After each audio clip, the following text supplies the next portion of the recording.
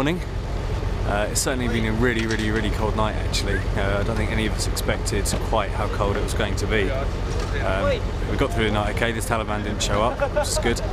Now the sun's starting to come up, so we're about to begin day 2. Before we start the day, I speak to some of the soldiers who were involved in the fighting the day before. Sergeant Mikhail Palo was one of the gunners who the Taliban fighters attempted to flank. During the fight he was shot in the chest, but a combination of his magazine and his body armour stopped the bullet. The bullets come very close to me and one actually hit me. So that's a little bit, I get a little bit panic when I feel that one bullet ricocheted in me. Captain Rob Jules was one of the British fire support team attached to 2nd Platoon. He called in the artillery fire onto the enemy position. It was quite a busy day. There was a lot of sort of moving parts with different people in different locations. But yeah, from our sort of point of view, fires-wise, we were safe, which is the main thing. Got everything on target. It was quite a busy day, so yeah, it was good really. And what's it like working with the Estonians? Yeah, it's been brilliant though. They're a good bunch. We were a bit sort of worried to start with because we didn't know what they'd be like. Most of us didn't even really know where they were on the map, but actually they've been a cracking bunch, really professional guys, and we've been really happy working with them. They just love it, and so it makes our job really easy. The objective for the day is to push southeast, sending vehicle patrols into an area frequently used by the Taliban as a base from which they launch attacks into Nadi Ali. For this mission, I'm attached to 2nd Platoon, who are commanded by Lieutenant Yuri Payuste. I think it's more quiet than the yesterday's area, Right. but there might be some random firing, but I don't expect a hard resistance there. The patrol heads out. So we've been patrolling for a good, 45 minutes now.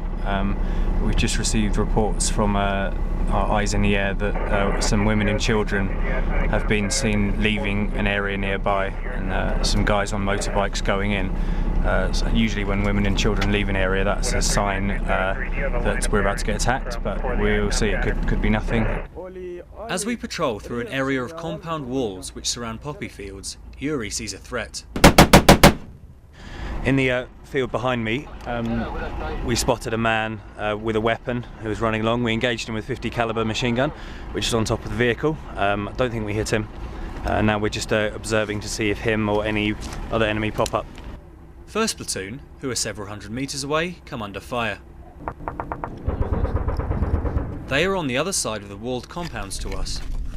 Instead of driving out in the open, making us vulnerable to enemy fire, Yuri decides that he has to knock down part of the wall in order to take up a better position.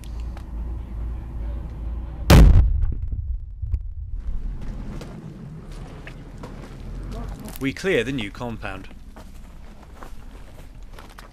I'm trying to go to the north through this compound wall and take better covering positions for my APCs to see the enemy. We see the area where the enemy is. Basically, that's the plan. The armoured personnel carriers begin to make their way through the freshly made hole in the wall. As the first vehicle clears the hole, the rear vehicle comes under fire. Being the platoon commander means that Yuri needs to have an accurate picture of what his men are doing at any given time, so he heads back through the gap to where his men are exchanging fire with the enemy.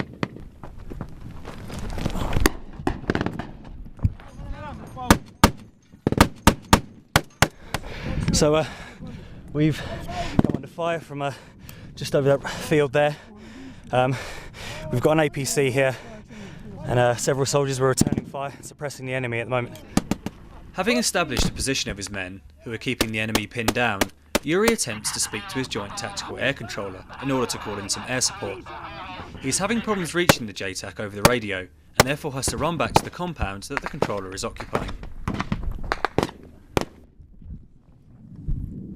The compound shows signs of a hastily abandoned meal, as women and children left the area in a hurry. We've taken over this small compound here. Our air controller was up there, calling in air support, and basically rounds have started snapping right over his head, and as we drew in, there are puffs of dust as bullets hit the wall that his face was poking over, so he's got down under cover now and just re-establishing comms with air support now. Before long, the reassuring shape of an Apache attack helicopter can be seen in the sky above our heads.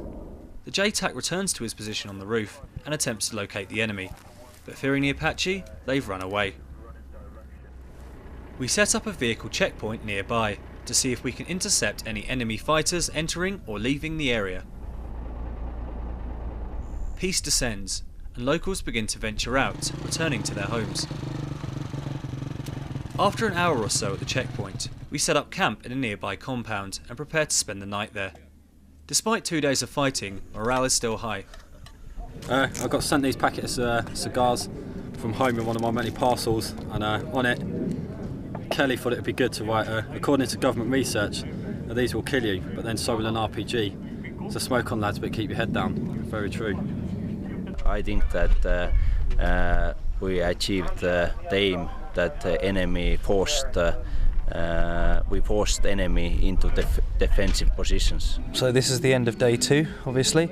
As you saw earlier, we weren't sure if the Taliban were going to contact us or not, but as you saw they did. But we were able to suppress them so that they withdrew now. And then tomorrow is another day, so we're going to be heading out on another operation tomorrow. We'll see what happens. But anyway, that's the end of this day, and nobody was injured, so it's a good day. The sun sets, but we are all soon to be awakened earlier than we had expected.